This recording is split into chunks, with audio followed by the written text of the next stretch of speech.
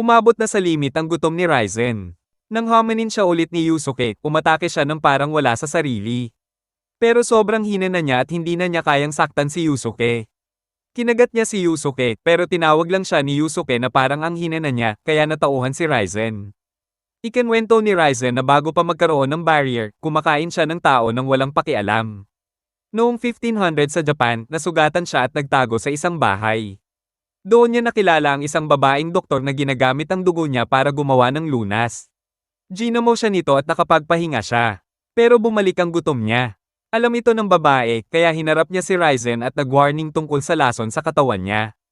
Na-amaze si Ryzen sa tapang ng babae at doon nagsimula ang relasyon nila. Umalis si Ryzen kinabukasan at nangako na hindi nakakain ng tao hanggat hindi niya siya ulit nakikita. Pero namatay ang babae habang nangganganak. Hinintay ni Ryzen ang pagbabalik niya pero na-realize niyang hindi na ito babalik. Tinanong niya si Yusuke ng isang bagay. At naging kontento siya sa sagot nito. Sinabi niya na mas okay na kumampi kay Makuro dahil gusto nitong panatilihin ang ayos ng Demon World habang si Yomi ay may masamang plano. Pagkatapos, binanggit muli ni Ryzen ang gutom niya at tuluyan na siyang namatay. Bumalik si Yusuke para ipaalam sa iba ang nangyari. Sinabi niya kay Hokushi na gusto niyang makipagkita kay Yomi. Kasabay nito, naramdaman ni na Makuro at Yomi na patay na si Ryzen at alam nilang may binabalak si Yusuke. Sa huli, si Yusuke, may daladalang misteryosong malaking bag kasama si Hokushin, ay pumasok sa kaharian ng Gandhara. Matapos mamatay si Ryzen, nasira ang balanse ng kapangyarihan. Si Makuro ay naghahanda ng full attack laban kay Yomi, habang si Yomi naman ay naghahanda rin ng sarili niyang hukbo para sa all-out war. Nagpunta sina Yusuke at Hokushin sa lugar ni Yomi. Sa harap ni Yomi, binigla ni Yusuke ang lahat ng mag-propose siya ng Demon World Tournament para pumili ng iisang ruler ng buong mundo. Bilang move niya, isinuko ni Yusuke ang teritoryo ni Ryzen, parang binuwag niya ang sariling kaharian para mapilitan ang iba na sumunod sa plano niya. Sina Kurama at ang mga kakampi niya, kasama ang mga dating fighters tulad nina Jin at Chu, ay kumampi kay Yusuke, kaya lalo pang na-pressure si Yomi. Kahit kayang patayin ni Yomi si Yusuke, na-realize niya na kapag ginawa niya yon, mahihina siya at magiging open sa attack ni Makuro, na nakikinig din sa usapan. Tinanggap ni Yomi ang plano ng tournament. Pinalaya niya ang mga tauhan niya at pumayag na lumaban bilang isang individual. Pagkatapos, dumating ang grupo ng mga matatandang malalakas na demonyo. Mga dating kaibigan ni Ryzen sa laban tulad nina Enki at Coco. Pumunta sila sa puntod ni Ryzen at ipinakita ang sobrang lakas nila bilang respeto. Ipinahayag nila na sasali rin sila sa tournament. Sa huli, may 100 araw na preparation time at ang mga mandirigma mula sa buong Demon World, kasama sina Yusuke at mga kaibigan niya, ay nagte-training ng todo para sa paparating na laban. Nagsimula ang eksena sa pagdating ng tatlong hari na sina Yusuke, Yomi, at Makuro sa malaking arena ng tournament. Nagkita muli si Yusuke kasama ang mga kaibigan niyang sina Kurama at Hiei na naglilingkod kina Yomi at Makuro. Nandoon din ang mga kilalang fighters mula sa Dark Tournament tulad ni Chu, Jin, Toya, Shishiwakamaru, Suzuki, at Rinko na nag-training kay Genkai at umabot na sa S-class level. May kakaibang system ang prelims. Bawat fighter ay may suot na collar na may 5th digit code. Para makapasok sa next round, kailangan mong makuha ang mga code ng kalaban mo, pwede sa laban o kung sasuko sila. Sina Kurama, Hiei, at ang ibang fighters ay madaling tinapos ang mga kalaban at mabilis na nakapasok sa main bracket. Si Yusuke naman ay binugbog lahat ng kalaban niya nang walang hirap. Biglang siyang gumawa ng pose na parang sa Virtua Fighter, parang flex lang matapos manalo. Nagbabalik din si Koto, ang Fox Demon, bilang announcer ng tournament, kasama si Yuda, na nagbibigay ng commentary sa mga laban. Nagharap si Yomi at ang anak niyang si Shira sa preliminaries. Dahil sa sobrang lakas ni Yomi, napilitan si Shira na sumuko sa huli. Pero hindi siya agad bumigay, lumaban siya ng todo at pinakita ang lakas niya bago niya tanggapin ang pagkatalo. Gusto talaga ni Yomi na lumaban si Shira kay Yusuke para makita kung paano pa ito lalakas at mag-grow. Pagkatapos nito, natapos na ang preliminaries. Bago magsimula ang main tournament, may special announcement mula sa sponsor na si Yusuke. Sinabi niya na ang tournament ay dapat gawin tuwing ilang taon, parang election, para maging fair ang pamumuno sa Demon World. Dagdag pa niya, lahat ng fighters ay kailangang sumunod sa mananalo habang siya ang namumuno. Ang Wind Demon na si Jin ay lumaban kay Suketsu, isa sa mga dating kaibigan ni Ryzen at isang S-class martial artist. Kahit lumakas na si Jin at ginamit ang Tornado Fist, madali lang itong na-block ni Suketsu. Habang naglalaban, naalala ni Suketsu ang mga dati niyang laban kasama si Raizen, at pagkatapos ay ginamit niya ang mas mabilis na galaw at energy attacks para tamaan si Jin ng malakas. Natalo si Jin, pero okay lang sa kanya dahil naging fair ang laban. Si Toya naman, ang Ice Master, ay lumaban kay Kujo, isa pang malakas na kaibigan ni Raizen. Sobrang lakas ni Kujo at ginamit niya ang malalakas na energy blast para talunin si Toya. Tulad ni Jin, tinanggap ni Toya ang pagkatalo ng maayos at masaya pa rin na nasubukan niya ang sarili niya. Lumabas din na ang ibang fighters mula sa Dark Tournament tulad ni Rinko at Chu ay natalo na rin. Si Rinko ay natalo ni Sasuga habang si Chu ay natalo ni Natsumi na kapatid pala ni Kujo. Si Shishiwa Kamaro ay natalo naman ni Hokushin, ang dating right-hand man ni Raizen kahit hindi na ipinakita ang laban. Habang natatalo ang mga kakampi nila, sina Yusuke, Kurama, at Hiei ay naghahanda na para sa susunod nilang laban. Napag-usapan ni Kurama at Yusuke na ang attitude at pagiging totoo ni Yusuke ang dahilan kung bakit ang mga kakampi nila ay lumalaban ng patas at may respeto, hindi lang basta para manalo. Lumaban si Kurama kay Sugar at nahirapan siya dahil sa magulong identity niya, parang torn siya kung sino ba talaga siya. Kahit nasa lower S-class level si Kurama, hindi pa rin niya kaya si Sugar. Nag-offer si Sugar na operahan siya para bumalik siya bilang Yoko, kapalit ng isang kwento. Sa huli, nag-decide si Kurama na mamuhay bilang tao. Sa gitna ng matinding laban, nag-transform siya sa upper S-class Yoko at ginamit ang sobrang bilis para iwasan si Sugar. Pero kusa siyang bumalik sa human form niya. Dahil ayaw niyang umasa sa power na yon. Kahit mas mahina siya, may ginawa siyang smart move. Yung malaking puno na Okonenjo na ginagamit nilang arena ay pinalago niya dahil nilagyan niya ito ng cherry blossom seed bago pa magsimula ang laban. Dahil dito, nawala ng weapon si Sugar at natalo siya. Nanalo si Kurama, pero grabe ang damage niya, kaya hindi na siya makapagpatuloy sa tournament.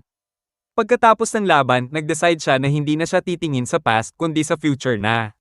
Pinili niya ang buhay niya bilang tao kasama ang nanay niya at mga kaibigan niya.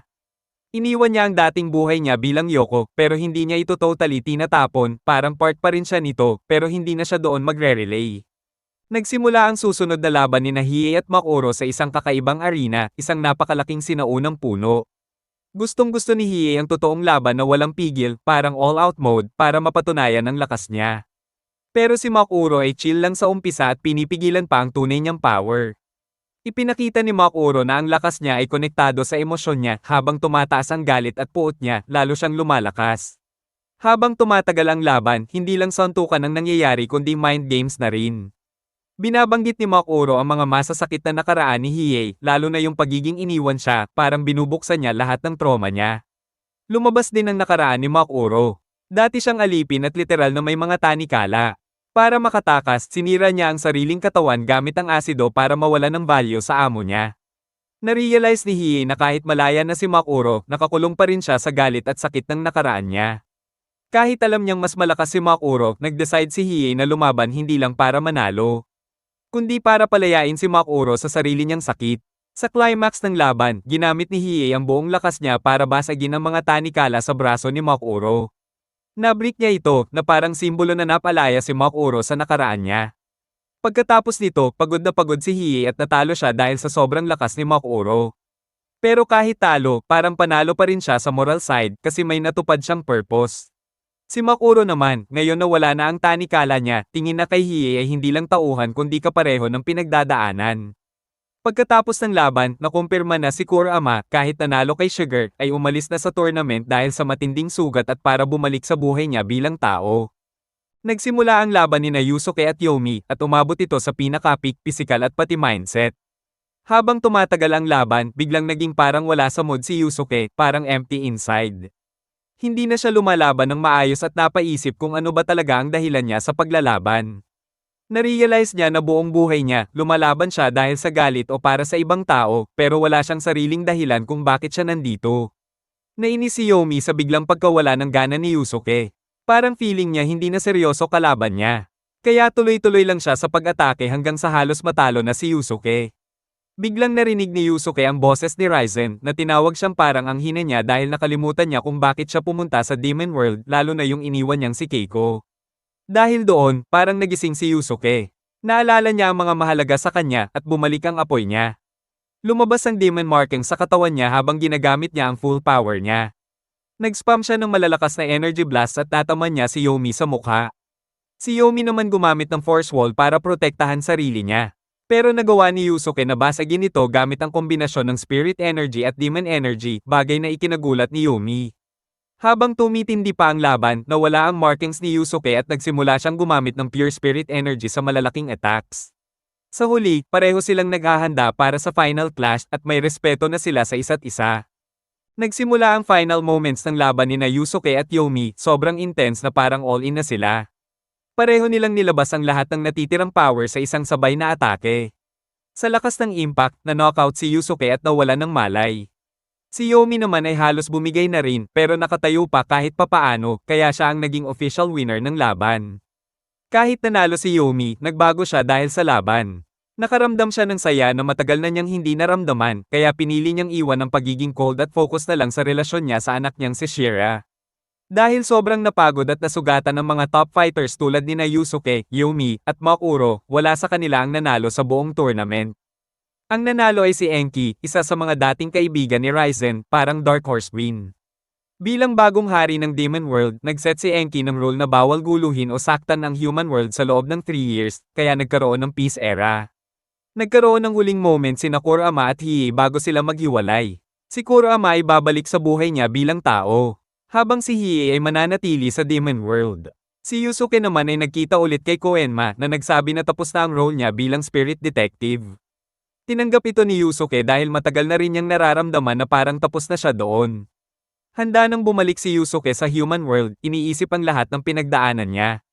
Gusto niyang bumalik ulit sa Demon World sa future, pero sa ngayon, pipiliin muna niyang bumalik sa mga taong mahalaga sa kanya. Lumipas ang halos 2 taon mula nang umalis si Yusuke papuntang Demon World. Nagsimula ang eksena kina Kurama at Kuwabara sa train station habang nag-uusap tungkol sa resulta ng tournament.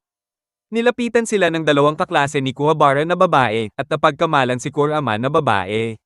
Inasar nila si Kuwabara na parang jowa niya si Kurama, kaya medyo awkward si Kuwabara. Habang sumasakay ng train ang mga babae, nabanggit ni Kurama na sikat si Kuwabara sa school. Sinabi ni Kuwabara na naging sikat siya dahil noong first day niya sa Gaitech.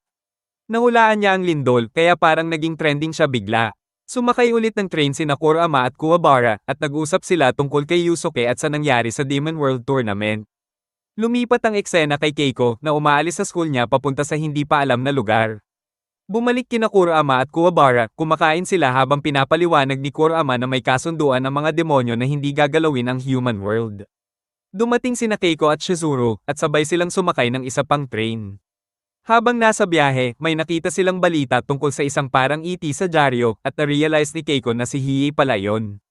Ipinaliwanag ni Kurama na pagkatapos ng tournament, ang mga natalo ay naging parte ng patrol na nagal iligtas ng mga taong napupunta sa Demon World.